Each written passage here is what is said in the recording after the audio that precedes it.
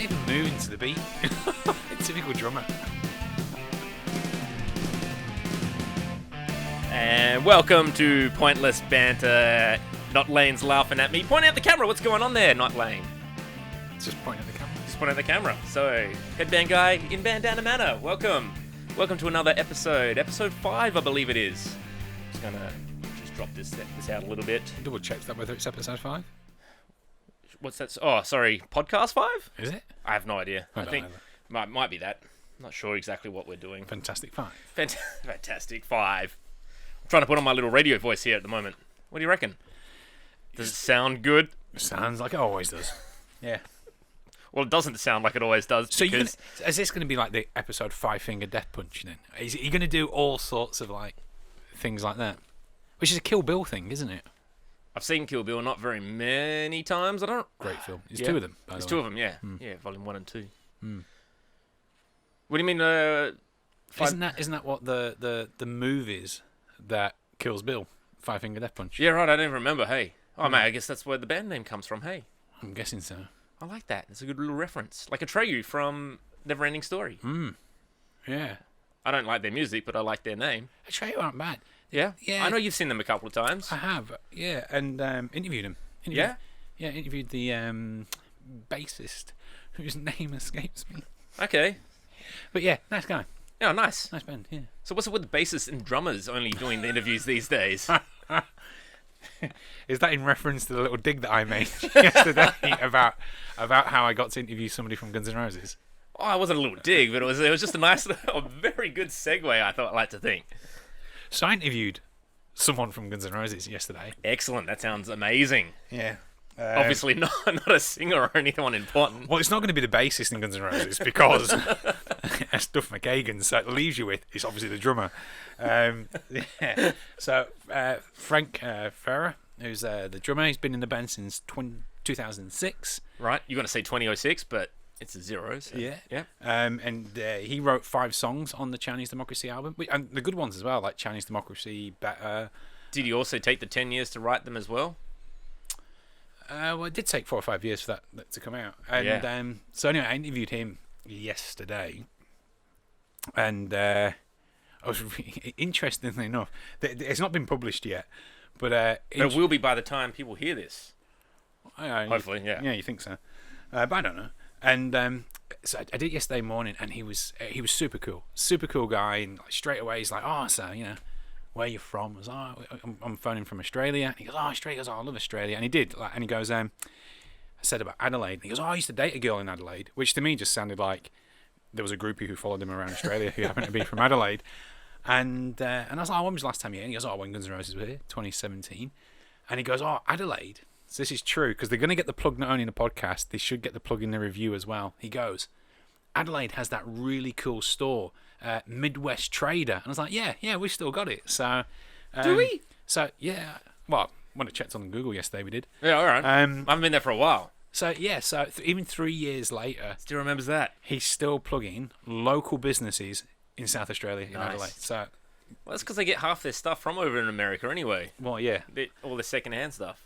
So, I had a chat with him, and then, because it was on Skype, so Skype is, you have to, it's kind of a username first, so it's not, mine's not Lane. Mine isn't not Lane. Mine isn't not Lane. It's not Lane. So, but there is a Lane in it. So, anyway, I'd say that 10 times drunk. That's what she said. So I've gone, oh, hi Frank, it's Ian from Hi-Fi Way in Australia, and we start chatting, and then he goes, so he's looking at it, right, and he goes, so sorry, how do we pronounce your name? Do we pronounce your name Ian or Lane? I was like, the dude from Guns N' Roses is mocking my name. Like, I'm not overly enamoured about this. So, anywho, we had a good chat. The first 5 minutes was just literally just spitballing. It was talking about the whole COVID thing, and like, he lives in California. He's from New York, but he lives in California now, and how he can't like they had the lockdown, then didn't have a lockdown, and then boom, a second wave kicked in, and he goes, it was a waste of time basically, the first lockdown in that aspect. Oh, we all know about that one. Yeah, Victoria does, and New South Wales, and Queensland now. Queensland is kicking in as well. Far out. But things you'd learn. I don't even know. And he's just like, he goes, I go for my walk every day and I go to groceries every 3 or 4 days. He goes, nothing we can do. He goes, like, literally just stuck in there. So we had a bit of a chat about that. We had a bit of chat about music from the UK. He likes Echo and the Bunnymen, apparently. What was that? Echo and the Bunnymen is a kind of an original type of pop punk band that you had in the early 80s that came from Liverpool. Well, he looked at my name again. My full name is what's coming through on Skype, and he goes, "Oh, your name's very similar to the guy from Echo and the Bunnymen," which is the guy in Echo and the Bunnymen is Ian McCulloch, which isn't a million miles away from my name. So yeah, we were having that chat, and he was actually really good. He's asking me, "Oh, how's Australia? How's it going with COVID?"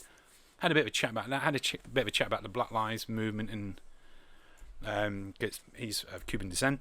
Right. Things like that. And then we actually got talking about his band and new music that is being released from his band in December. So not Guns N' Roses. Correct, not Guns N' Roses.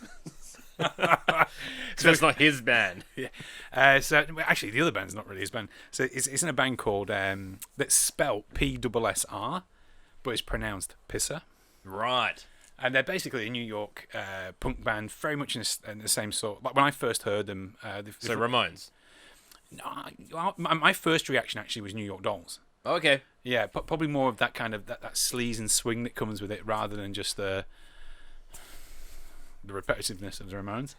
And so, and it was a really good chat. We spoke about how that band's actually been going in one form or another since the early 2000s. He was in it originally with Richard Fortus, who you may know is the other guitarist in Guns N' Roses. Right. So they were in that originally, and then they both went off and did Guns N' Roses.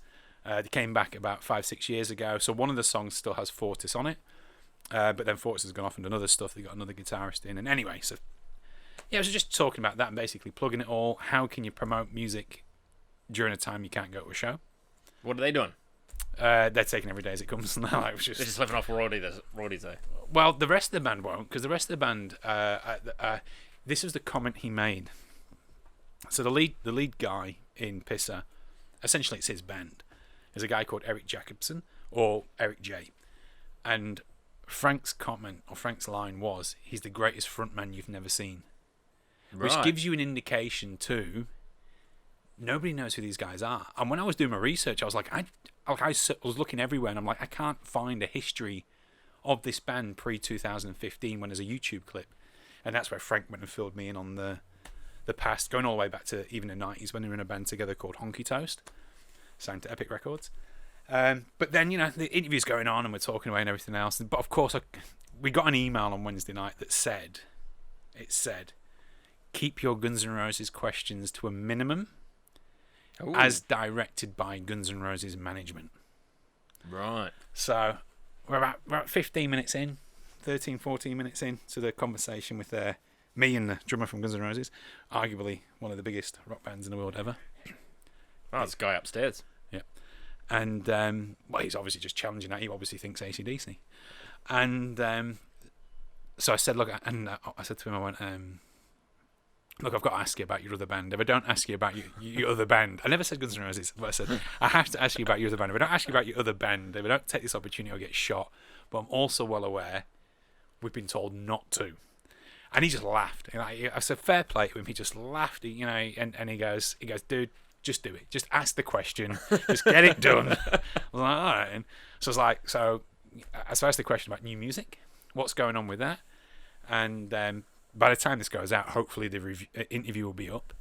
And his response was, it was fairly short, actually. It was along the lines of, I'll let management handle that question. However, I will tell you that we're all working towards the one goal, to get it out there. But obviously the pandemic has stopped an awful lot of that. However, if you don't mind, any other questions about that, I'll let Guns N' Roses management handle that. And he just laughed again. I was like, yeah, I don't care. I was like, dude, man, I've asked the question. I'm fine. Let's move on. Like, I couldn't not do it. And then, yeah, we spoke about some other stuff, and then, so it was good. Excellent. Yeah, interviewed a member of Guns N' Roses. That's amazing. It's not Axl or Slash or Duff. I get that, but it's still... By proxy, it's still Guns N' Roses. Exactly, that's amazing. Yeah. You're not hearing Axl Rose singing "Welcome to the Jungle" without him playing the drums. At the moment, like, yeah. Well, for the last 14 years. Yeah, that's excellent. So yeah, so the comment that led into that, by the way, which was drummer or bassist, is I'm at a stage. All right, I'm at a stage in my interviewing career, so to speak. Were you thinking of playing bass? Interviewing career. Anyone can play bass, and interviewing and drums. I'm at the stage of my interviewing career where when I do get a band of worth, the vast majority of time, it's the bassist or the drummer. Right. Okay. Either the lead singer doesn't want to do it, or they're going with the bigger publications. Lead guitarist, same thing. There's obviously been exceptions to it. Like I interviewed Scotty Hill. Yes. That's not true. I didn't interview Scotty Hill. I interviewed... Edit that. Put that in the bloopers reel. I interviewed Snake Sabot. Yep. From Skid Row. Yep. I interviewed Max Cavalera, who's the lead guy out of Soulfly, Cavalera Conspiracy, and Sepultura, or was in Sepultura. But the vast majority of the time, it's like it was Will Calhoun from Living Colour, drummer. It was Trey Daniels from POD, bassist. It was things like that, and I don't care. I'm just stoked that I can speak to them. That's it. Yeah. Yeah, we said about Atreyu earlier, bassist. It just is. It is what it is, and I'm fine with that. So yeah, Party. That's excellent. yeah. So I just touched on Skid Row there, You did touch on Skid Row. which means it's our weekly segment. What's going on with Sebastian? Oh, that's Sebastian. Yeah. So what is going on with Sebastian? So we got follow-up from Chris Jericho, Sebastian Bach. They're feuding. Oh, that's the mic. I was going to do a little love heart symbol there. So... You want me to fill you in? I have no idea. What do we got? I know I did see a video of Chris Jericho singing You've Gone Wild. yeah, Youth Gone Wild. I don't even know what song it was. A cappella. Right. To prove that he But wasn't can't- miming. He was... Did you watch the video? I did watch the video. What do you think? I don't know. I don't know what to think. I thought, he can sing better than me, that's for sure. But then again, Probably drum better than you. probably can drum better than me, yeah. He can wrestle better than me too. He's a multi-talented man. What a machine. Oh, Jesus, excuse me, just burped there. Yeah. That was good. It was enjoyable at the same time. He was just fueling the fire. He knows where Sebastian's gonna react. Has he reacted? No. Having trawled through his Twitter 3 minutes before we started recording, because it was all about research. Yeah. Clearly all about research. I watched for 30 seconds of it. So what? No reaction. No reaction? He got So maybe he's done. He did say he was bored, and that's why he jumped in and... Well, he got 400. Sebastian got 430,000 extra followers. Yeah. Overnight through that Twitter feud. What did Chris Jericho get? Do we know, or is it just focused on Sebastian? I only looked at Sebastian's. Yeah. Okay. But yeah, there's no other comment about it. Just skim through. I it did all. see Michael Sweet from Striper backed him up as well on the singing front. Who, Jericho or back? Yeah, he backed Jericho. Yeah. Okay. So didn't back Sebastian, but Look, I mean, again, I think we spoke about this last time, and there's somebody else I know who's quite possibly I've forgotten. There's a fairly high level promoter, show promoter, band promoter in Australia.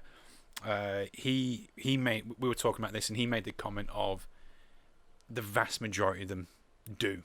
They'll have backing tracks. They'll have something there. They're gonna have to have something. Yeah, and I know we ridiculed Motley Crue as an example. Yep. And with No, that was you. It was just you. and that's with good reason. Yeah, I agreed. I didn't disagree. Yeah. The Oh, I got another segue to Motley Crue as well. That's all right. As an example, like Chris Jericho is a very energetic frontman. I think we all agree with that. Okay, so if he needs a little bit of a oof on the vocals, I'd prefer if he didn't. I'd prefer if he was just sounded amazing all the time. But whatever, I'm not that. We're much gonna of a go see a princess. stage show. We're not going to see a record. Whereas Vince Neil from Motley Crue needs all the help he can get on stage. Right? He needs one of them things at the airports, like a travelator that can move across from the side of the stage to stage. He just needs someone else to sing the songs. So yeah, what's your segue? All right, segue. What was it again? Motley Crue. Motley Crue. Oh, So yeah, last week we touched on the spaghetti incident with the whole. I never bothered looking. Yeah. You never bothered looking. No, I had a busy week, man. I've been doing a lot of stuff. Yeah, clearly yes. Been speaking to drummers. I've only been speaking to members of Guns N' Roses. I've been speaking to Guns N' Roses. I'm friends with them. Okay. My name's on his Skype thing. I'm hoping he hasn't. Friends, has he signed anything of yours? I'm friends with Dee Snider. He signed my my VHS for me. How much did you pay for that? What, the VHS or the signature? No, for him to sign it. No, it was nothing. It was part of the package. Package, which you paid for. Yeah. All I'm saying is, when I went and saw him, but he didn't have to sign it. He could have been like, no, I'm not going to sign it. I He was a gentleman. I didn't pay. Answer my questions and sign my VHS. I didn't pay to speak to Guns N' Roses. Guns N' Roses asked me to speak to them. Well, Guns N' Roses probably didn't, but you know what I mean. Anyway, Motley Crue. All right, Motley Crue. Spaghetti incident. So there was your theory of the whole spaghetti incident fight. It's not a theory. It's fact. It's fact. But if you have a look, a few years earlier, you got Motley Crue with Nikki Sixx and Tommy Lee going their longest without showering. Their little bets that they were doing on the side.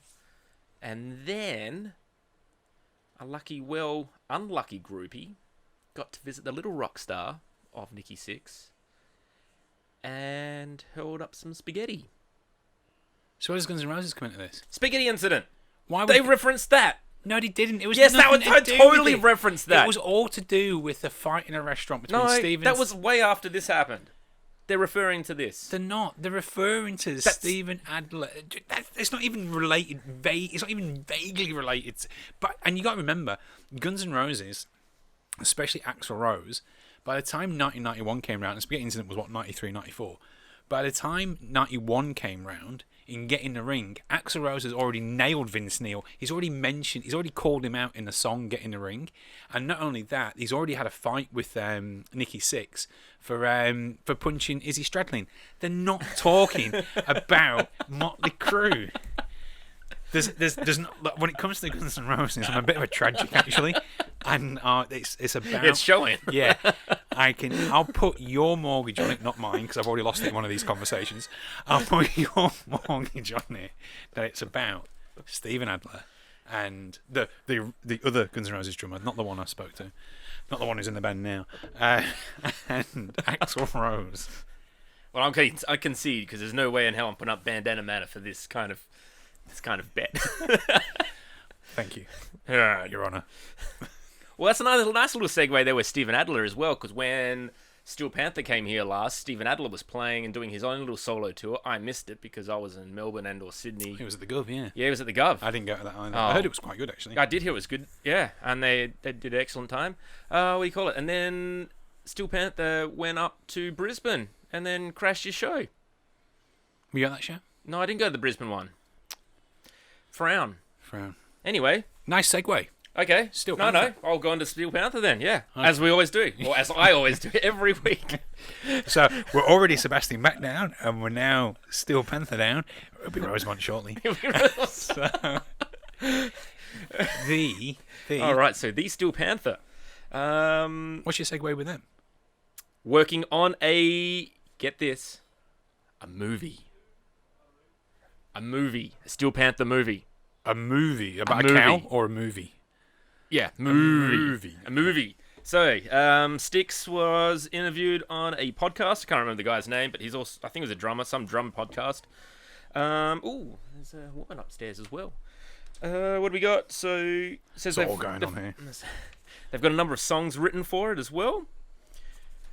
So they got about 8 or 9 songs. I'm not sure if that's legit or not. They said they're going to try and do a EP because they said they can bust those out quicker and that sort of thing, and it takes a little longer for an album. But well, a couple of things with that one actually. Well, Styx is in here. Yeah, I did see that he came out and he backed Chris Jericho. Oh, did he? Yeah. Ooh. He backed Chris Jericho in the back in Jericho feud. Well, you did say he just came out. Yeah. Well, he could have done that as well. The other one is talking about EPs. I interviewed David Anderson from Soilwork right ages ago, and drummer or bassist.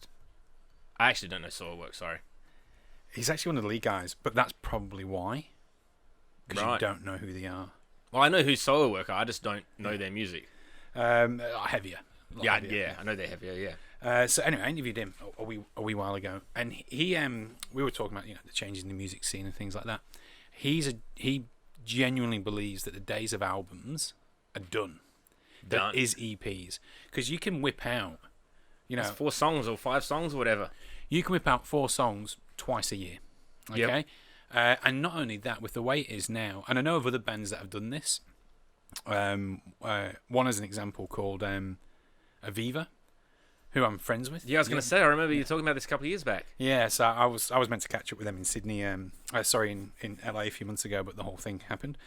Where what bands will do is every month, they'll go, bang, here's a new song. And that's what David Anderson was saying from Soulwork. He goes, that's probably what we're going to start doing, is either maybe record 5 songs, but each month, here's one song. It keeps you relevant on social media, Yep. which is where you need to be doing all that sort of stuff.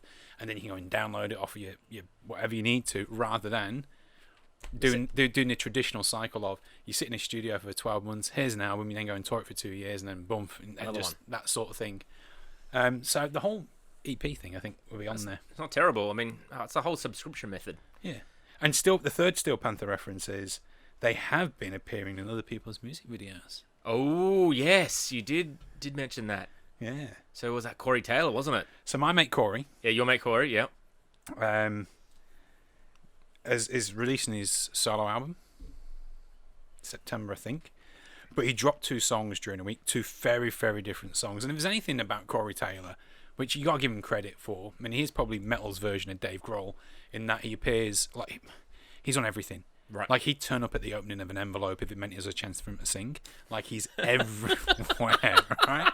So, We can invite him to Bandana Manor. Yeah. We can open this envelope and he can sing. yeah, and he's just there. He's everywhere. Like you name him, he's on people's albums, right? And of course, Steel Panthers.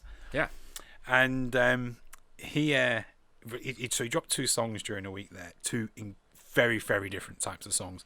So one song's kind of a AOR kind of middle of the road ballad, which he's very good at, and he can do a little bit with Stone Sour as an example, but wasn't as heavy as Stone Sour. But it was 3.5 minutes, 4 minutes.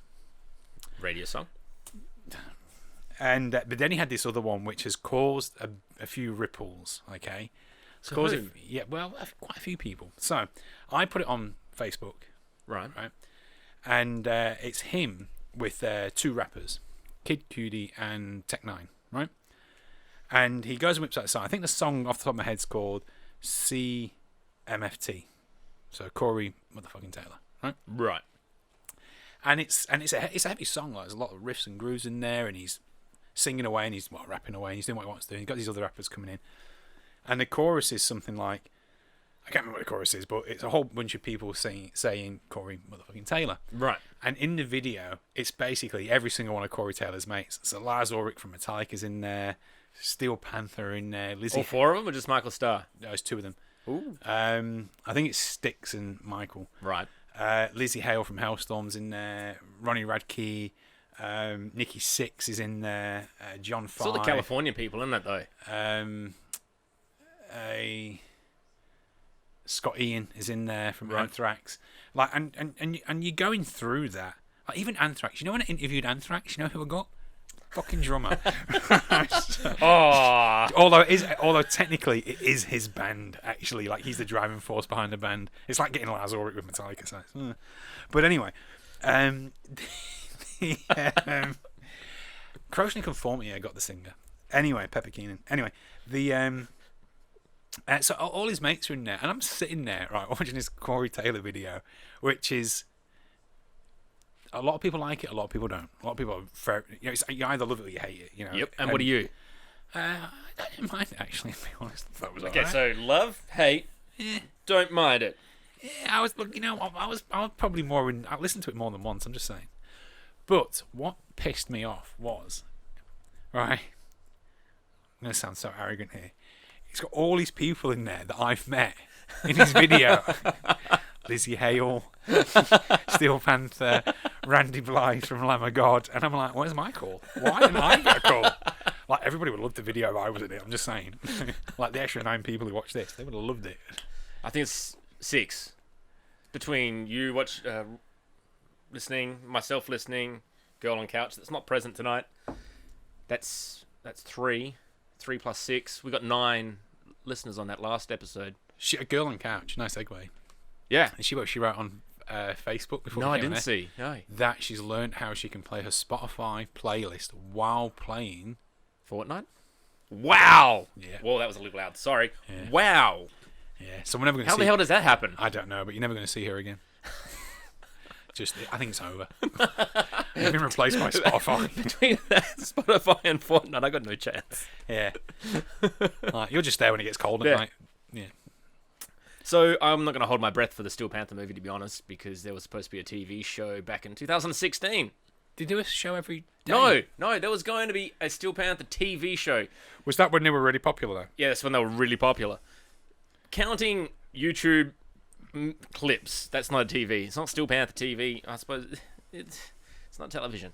Anyway, so they were supposed to do a TV series. I think it was a la Bret Michaels' Bus of Love or whatever it was called back then or some shit. I don't know. Anyway, Bus of Love. That's what he calls I'm it. going to reach into my package. Butthole burner. Oh, has it finally arrived? It's finally arrived. So, butthole burner, for those people that are wondering, it is my guitar pedal that I've ordered like months ago from Steel Panther's website, steelpantherrocks.com. Which even Satchel said in the live stream does exactly the same as his other one. It does exactly the same as the PM pedal. It just looks different. It looks completely different, yeah. So we've got a... What am I hitting here?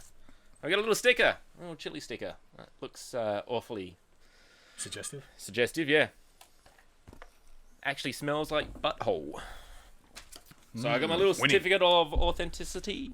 Similar. Well, there you go. It's numbered. It's a real high number, but whatever. I got it. So. Ooh. It features the original Pussy Melter circuit with a scorch balmy toggle and gasoline, lava flow, jalapeno low, and wasabi high knobs with a K. Jalapeno. Yeah. I believe it's jalapeno. No, they've written... Well, I could have done it, yeah. No, J's an H sound. I don't know. It has been manufactured in the USA to the highest quality standard to be the most bitchin' pedal ever. So that's it on the camera. Oh, I'll show it to not laying there. Is that the most bitchin' pedal ever? Oh, I dare say. Oh, the PM one's pretty good. But this one's got some nice colour going on. So yeah, I'm pretty happy that I got it. So I just thought I'd unveil that today. I think it arrived yesterday or Wednesday, I'm not sure. Did you want to actually hold on to it, have a look? No, you're right? Okay. I have no musical talent at all. No, neither do I. But, by the amount of guitars I have, I'm better than the one in my band.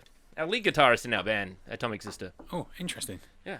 Is that So I'm the best drummer and the best guitarist. Is that a bit of controversy that we might be digging up here? Where's that coming from? It's the band on the rocks already. Spill the beans, spill the beans. Oh, it's just because I have that many guitars. Oh, okay. Yeah. Now then. Now, yes. A few other things that have happened in the last week. Last I've got week? two. I've got two. Okay. Number 1. Machine Head cancelled their Australian tour today. When was that supposed to happen? Adelaide was 14th of September. Ooh. It was always going to happen because any band that comes over from America... Well, you can't come over from America anyway. But if you were going to come over from America, you're making your money in Melbourne and Sydney. And as we all know... They are the Donald Trump when you get no of Australia. Yeah. So, so Victoria that's is. done. Disappointing, but not surprised.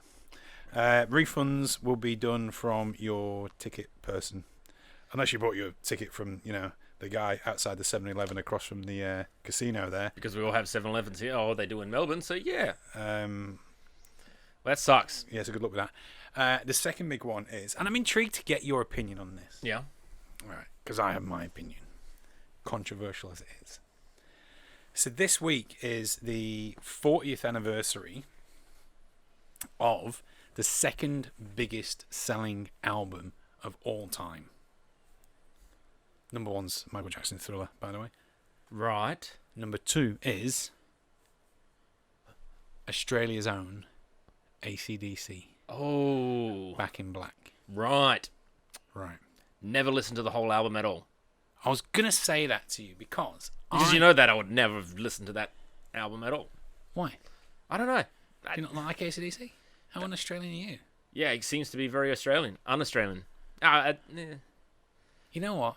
This is where it gets controversial. I thought I was controversial. Jeez, not even Well, listening. I'm not even giving a straight answer. I'm not even saying I like him or don't like him. I'm just going. The controversial answer that I have, Yeah. because that was the first album with Brian Johnson after Bon Scott died, Right. right? Although there's all these rumours and innuendos that a lot of the songs Bon Scott had actually written, but they just never credited him for it, and they made it Brian Johnson. Because AC/DC are notoriously don't give a shit. Like, someone dies, they just keep doing stuff. And they've done it a couple of times. Well, the fucking brother died the other year. Just, fill him in. He's got Alzheimer's. Yeah, no problem. Let's bring someone else in. We'll just keep going. Like, they just don't care. Like, it's just, show must go on, sort of thing. I can't sing, so let's get Axel. And, yeah. I would have gone. To be honest, I would have gone seen AC/DC if Axel was singing. So that would have been good to see. I stand by this, that the Back in Black album, Yeah. second biggest selling album of all time. Is it all time or in Australia? I think it might be in America. It's somewhere really ridiculous. And of course, America's another world, so yeah. It's somewhere really ridiculous that it's such a massively huge selling album. That's a huge feat. Massive selling album. I don't think it's all that good. Like, I genuinely, like, I've listened, I've got it. All right, you take Back in Black off. Is that one of the ones you gave me as well? Did you get? Maybe. Yeah, okay. I'll have to have a listen to it now. So I have no excuse. You take Back in Black off that album. That song, yep. It's a great song. It is a great song. Great riff. I'll give it that, right? Yeah, that's true. Yeah, fair call. You Shook Me All Night Long. Yeah, it's a good song. I'll give you that. It's a good song. All right. You only need Shoot to Thrill. Right. Right? It's a 10-track album, right? Shoot to Thrill is good as well, okay? I'll give you that as well, right? And then after that, I'm kind of going, this album's piss fucking poor. You only need 2 to 3 songs on an album. Back in them days, though, you didn't. Back in 1980, if you're releasing a 10-track album, 6 of them songs at least have got to be belters. You're doing an 8-track album. You go through the 70s, Yeah. and you look at a band that releases an 8-track album. 6 of them songs are belters. Yeah, right. Okay. Okay, and the 2 that are average are usually interludes. Right. Yeah. Okay. Yeah, that's what makes them albums and them bands so. And they were doing it every year, just bang, bang, bang. The year before, AC/DC released Highway to Hell, which was Bon Scott's last album. Right. 8 tracks, I think there is. 7 gold. Yeah. Okay. 7 of them are gold, and I still say to this day that when you're talking about the best AC/DC album, That's it. it's Highway to Hell, not Back in Black. Once Brian Johnson came in, the band was already going down. Record sales disagree with me, but They fudged the numbers. my opinion matters. It does. That's why you're here on Pointless Banter, listening to you talk about it. But I'm guessing you don't have an opinion because you don't listen to them. No, I'm indifferent. Highway to Hell, great album. All right. Night Stalker, Shot Down in Flames, just the grooves. Like especially a lot of the 80s rock. Yeah. You can hear that that's an album from 1979, and because it was the first album produced by Robert John Mutlange, who later on made his name not being Mrs. Shania Twain. He made his name, who he did end up marrying. That's right. But he made his name on Hysteria. Oh. Yeah. So you actually begin to hear that sort of production value, and Hysteria's 8 years later. Right. And then Shania Twain's another 6 years after that. Like, so Robert Mutlange has had his fingers in some of the biggest albums of all time. But Highway to Hell, there's just the sound on that, the groove, it's everything in the 80s that was good is on that album. The songs are great, and of course Highway to Hell's on there. Right. Listen to that album. Okay. Then listen to Back in Black. How am I listening to it for the first time? All the way through, not going back to different songs, just listen to it as the album was intended. Yes. Headphones on. Yes. Sitting down on the couch when there's no girl on couch there. Yeah, easy tiger. I'll just do it by myself. Well, welcome to my world. So, not on your couch. No, just Clear that up. Other people's couches. Yeah, so, do that and then let me know. That's your homework. All right. I'll get onto that. Something I didn't think I'll ever do. Listen to a whole AC/DC album. Only lasts like 40 minutes. Oh, okay. But Highway to Hell is seriously... I cannot rate that album enough. It's one of my top 10 albums. The rest of their work, Yeah, fair enough. We've talked a lot of international stuff. We haven't done any local stuff, really. Is there any? Well, next Friday. Next Friday. What's next Friday? Next Friday's the big one. So if you're into the heavier scene, next Friday is the big one at Fowler's or Lions Art Factory. Is that Hidden Intent? It's the Adelaide Arise That's like event, which Hidden Intent are one of. Aren't they headlining? No, there was only really one band playing, but essentially it's a get together of Right. fellow like-minded individuals. They'll be playing some songs which they'll be recording for a video. Okay, Sounds like a singles night for heavy metal people. I would say get there early, but there's only limited numbers. It's capped at 250 people, and I want to get in. So They haven't got. Have they sold tickets or not? No, on the door. On the door. Ooh. $8 on the door. Get there early, but let me get in first. Right. That's all I'm saying. I suppose you can also follow that on adelaidegigs.com, couldn't you? .com.au. There's a new website. Is that? Yeah, it's not mine. Stumbled upon it the other day. adelaidegigs.com.au, new home of Adelaide Gigs. What were you typing in to get that? What rhymes with gigs? Not tits. Adelaide tits. I don't know. Is that what you were putting into Google and it's spell checked? What, do you mean gigs? You're like, damn it. So yeah, that's a new thing. Nothing about Rosemont though. So There you go. no updates on those guys. What do Why we don't you just got? message him? Yeah. Just ask him. Hey Rosemont, what's going on? You just play a private show for me in the back garden. Yeah. Please. I've got all the stuff. I got my own PA. Would you record the show for 180 Creations? 180 Creations, by the way. Go give them a like. That's a nice little plug. Thank you. It's a pleasure. Yeah, we'll be doing the football tomorrow down at Virginia. Who's 180 Creations again, for those who don't know? This guy. What does this guy do? Oh, what don't I do? That's the next question. That is the only question. What don't I do? I don't understand. Well, he's just sold himself, hasn't he? Yeah, okay. Camera, audio, editing, video. For what? you know what? You just like you I just do whatever. You're filming whatever. snails in the street, Mate, if that's what paid the bills, that's what I'll do. S- If you need snails footage done, let me know. I'll come and film the snails. Sounds like you're a whore. Yep. I'm a whore. Whore with the camera. You would be the first one. Making the big bucks. All right. But basically, he does shows as well. Gigs. Yes. Oh, live stream. That's where you're headed to. We can we do live streaming as well. Not to mention these weird podcasts that we're trying to achieve. Our 5th episode, 9 listeners, minus the 3 views that we get. Do you think we'll get more than 9 this week? Well, we did put it out. Well, I put it out to our listeners. Please listen. And we're on track to get 3. You, myself, girl on couch. We Did exceeded she that. just tell you she listens to it? Yeah, she does. Okay. I believe her though, because actually she pulled out a pretty good line. She took out. Wow, getting flustered. The best line that I've ever said, I reckon, and that's the one thing that she got out of it. What was that? Oh, it was a Friday night thing. Yeah, it was the Friday night thing. I thought that was hilarious.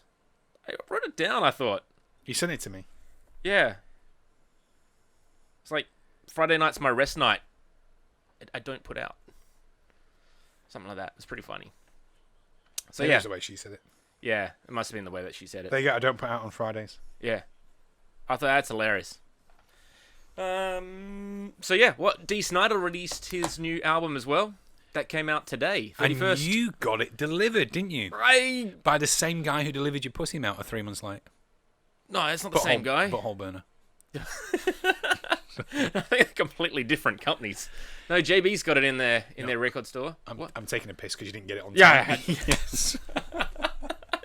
It's just a guy wandering the streets going, I don't know what that else is. I also don't get my Lego delivered on time either. That was supposed to be last Friday. They got delayed a whole week. Yeah, damn this COVID. Victorians, what the hell is wrong with you people? Yeah. Yeah. So, well, can't even remember. What can you tell us about this Dee Snider album? That All right, makes so- it so imperative. You had to get it today. Oh, they did a video of it. I remember going to the concert there for the Sydney leg. They did a filming for Melbourne and Sydney for here in Australia. So that's what's part of this. That's release? what's part of this release, yeah. So you're saying there's every chance you're on this There release? is every chance that I could be on part of the video in said DVD content. Okay. Oh, yeah. Is this during the show or after? During the show, and he also did a little sequence. No, I won't say sequence. The night before, he did a Q&A, and we got to ask questions. I think there's like 20 people that got asked questions. I got to ask one. I don't know if that's going to be on there. That was a good question. I believe it was something to do with his faith and growing up and what he's got from that in his career, that sort of thing. I can't remember exactly. There was a lot of good questions that night, and he went through a whole lot himself, talking about his life. So it's pretty good. Anyway, Is he as tall as he looks? Yeah, he's pretty tall. Okay. Yeah. Oh, hang on. There is a photo. Next episode, I'll change this up, and I actually got to get it printed. I haven't got it printed yet, so I got to get my photo with him printed. Yeah. Cool. So that got released today, the vinyl, and then there was a CD and DVD component. Of course, I had to get both. I'm a sucker for vinyl. So yeah, that should have been delivered here, but you can pick it up from JB Hi-Fi by the looks of it. Utopia Records also have it. They got that slip today as well. In Sydney, yeah. In Sydney, yep. Always go there whenever I'm in Sydney. Every time I'm in Sydney, I'll go to Utopia. I go as well. I'm going to put it out to you, though. Mm-hmm. I always buy something, too. Do you think they're a little expensive? A little bit, but at the same time... they have some rare shit, though. Oh, God, do they ever have some rare stuff. Oh, my goodness me. It is a bit of a gold mine. Yes, it's a huge gold mine. I know one of our friends, Tisha, she bought... Tisha Rose? Tisha Rose, yeah, she bought something... From Rock Hard with Phil and Tish. There's a shout out for you. Yep. Hashtag. I can't remember what it was, but I think it was like a Skid Row original album or something of sorts. Well, Bon Jovi might have been, actually.